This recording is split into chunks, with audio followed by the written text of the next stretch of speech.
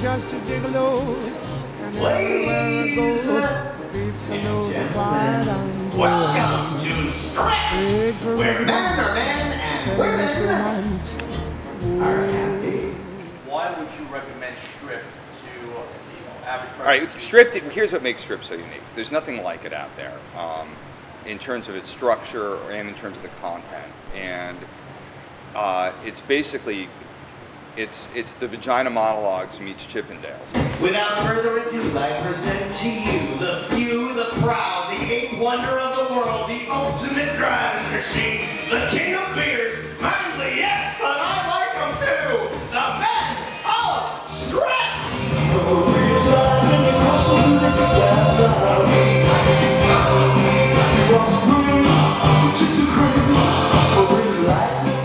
What makes it so cool for a festival is that it's one of the few places where you sort of has 4 different levels, right? So we have you guys as the dancers, which is, you know, sort of presentational.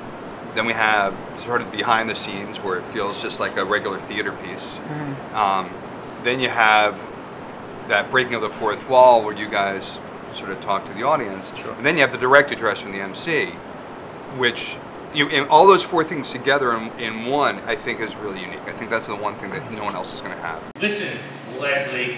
Fuck you.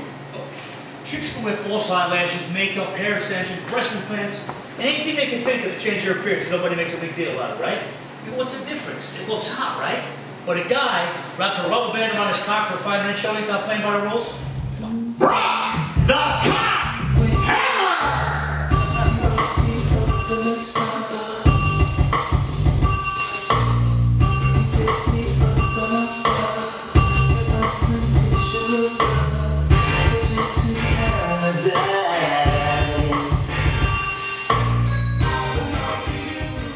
Coming from a middle-class family in Staten Island, you know, Italian, Greek, to even think or act like you're gay would be like a whole huge thing. So to talk about something like that you're uncomfortable with and doing it for a 5 to 10 page monologue while breaking the fourth wall was actually really challenging, but I'm really, really glad I did it. Actually, if people wouldn't stop chopping this guy.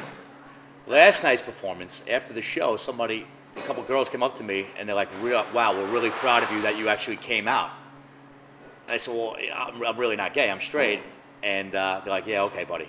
Anyway, which to me, it was awesome because, you know, I'm doing a good job at what I'm supposed to be doing. So, yeah, so it was actually, I'm glad I took that role. Is the life of a dancer, is it a lonely, sad existence? Is it a mixed bag? It's a mixed bag. Mm-hmm. Yeah, it's definitely a mixed bag because, like Steve was saying, you meet a million women, but who do you trust? I mean, most of them are married, engaged, that's why they're there.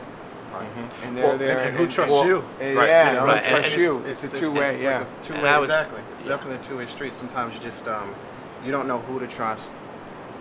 As far as relationships, it can impact that.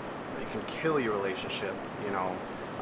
People with having someone being secure with you. Doing that. Security, yeah, it's like, you know, you feel funny even telling that person, right. Oh, I'm going to work. Right. You know, I'm going to work. There's a two-pronged question to that. First of all, being a dancer, I always used to say it's the closest thing to being a rock star without being a rock star because, you know, as everything you're doing, you're getting screams, like almost like a Bon Jovi concert. And then what we used to call at the end of the show, dancer power. And for like the first half hour of the show, as it ended, you know, you'd have all these chicks coming up to you, and the window would start to close because by the end of the night, you're just another guy again. So we used to call it the half-hour window of dancer power. And as far as the women go, it makes you jaded towards women because you see them at their worst. So you think it's always every woman is like that. The Black Snake Black Mamba!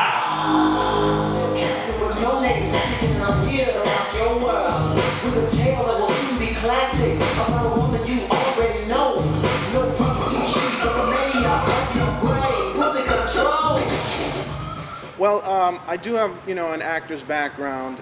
This realm for me, as far as actual stage play, is actually a little new for me. And, you know, I've had Mr. Stanulis and some of the other cast members help me out through the process, and they've been really helpful.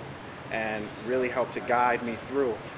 It's definitely been interesting. It's a learning experience. I've been learning the whole way through, and it's great.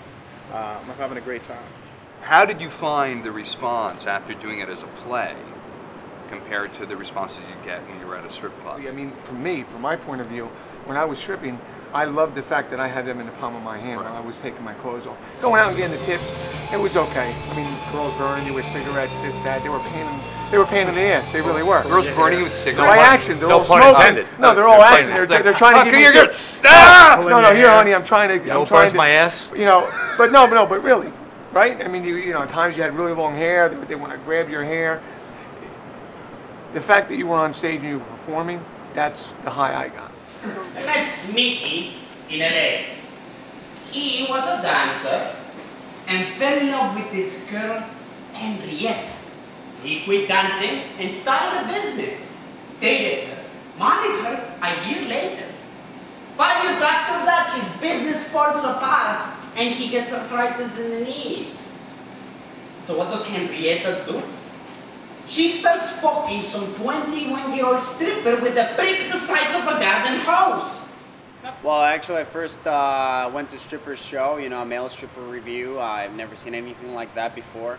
That's actually a different product, but I wanted to just, you know, do my research and see what the nature of this is. You know, there's always a place in society, mostly in a city like this, you know, for whatever you're looking for, whatever the tastes are, you know, for you to find that, you know. So as an audience, as a performer, I wanted to be able to just, you know, take it for what it is, you know, without any judgment, without any preconceived notions about what's going on in that world.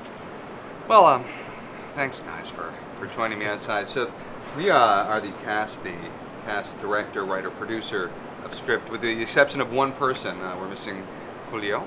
Johnathon. Make it with us. He is missed. But you can catch all of us at the Strawberry Festival and then sometime after that. Check us out August 4th, Saturday, 9:30. We'll be there. Sounds good. Can't wait. And just a gigolo, and everywhere I go, people know the part I'm playing. Paid for every dance, selling its romance. Oh, what the sin. There will come a day, and youth will pass away.